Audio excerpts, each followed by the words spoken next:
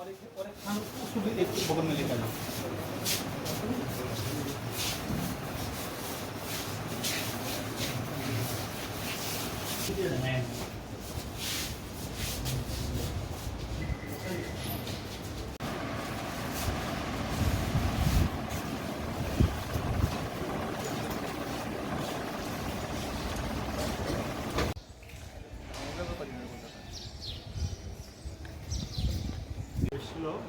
नाम रविशंकर श 35 বছর বয়স 200 petroleum Charlie company border of petrol মতাই থেকে এসেছিল। অ্যারাউন্ড 11-11 সাথে উনি কারেন্টের শক খেয়েছিলেন। তারপর 11টা 20 নাগাদ হসপিটালে আনা হয়েছিল।